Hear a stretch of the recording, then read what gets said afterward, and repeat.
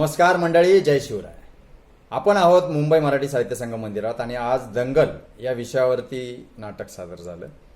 मिरज दंगलीमधून राजकीय पक्षाच्या कार्यकर्त्यांची काय मोडस ऑपरेंडी होती आणि मिरज दंगलीमध्ये राजकीय पुढाऱ्यांनी कसं तरुणांना आणि राजकीय पक्षाच्या कार्यकर्त्यांना कसं वापरून घेतलं ते या नाटकातून दाखवलेलं आहे.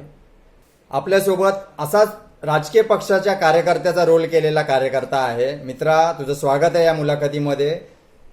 नमस्कार, मी यश धनावडे. काय तुझा रोलमध्ये काय नेमकं होतं, काय तू सादर केला अभिनयाच्या माध्यमातून, काय सांगशील? मी एक कार्यकर्ता होतो.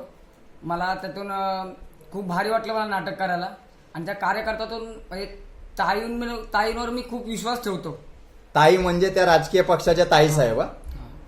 ताईंवर मी खूप विश्वास ठेवतो की ते जे सांगतील तेच पूर्व दिशा मानतो. आणि नंतर मग दंगलीत नंतर आम्हाला जेव्हा अटक होते तेव्हा मग ताईच येऊन बोलतात की मी यांना ओळखत नाही. तेव्हा मला खूप धक्का बसतो, खूप म्हणजे हे होतं. ताई साहेबांनी मिरज दंगलीमध्ये राजकीय पक्षाच्या या कार्यकर्त्याला चांगलंच वापरून घेतलं. मित्रा, ताई साहेबांनी ज्या वेळेला नकार दिला, म्हणजे पोलीस तपासामध्ये ज्या वेळेला ताई साहेबांचा कार्यकर्ता या मिरज दंगलीमध्ये इन्व्हॉल्व आहे हे ज्या वेळेला कळालं त्यावेळेला ताई साहेबांनी ओळखण्यास तुला नकार दिला. तेव्हा नेमक्या तुझ्या काय भावना होत्या, काय वाटलं? नमस्कार.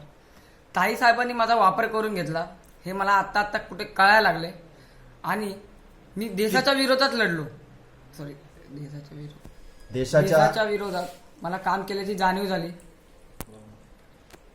तर यश धनावडेच्या पुढच्या अभिनय प्रवासाला आपण शुभेच्छा देऊया. यश, शुभेच्छा तुला. धन्यवाद. यशला म्हणजेच त्या राजकीय पक्षाच्या कार्यकर्त्याला मिरज दंगलीमध्ये ताईसाहेबांनी कसं वापरून घेतलंय त्याचा अनुभव या राजकीय पक्षाच्या कार्यकर्त्याने आपल्याकडे शेअर केला. आपल्याला मिरज दंगलीच्या पात्रांची ज्या मुलाखती घेतल्या त्याच्याबद्दल काय प्रतिक्रिया असेल त्या नक्की कमेंट बॉक्समध्ये व्यक्त करा. धन्यवाद.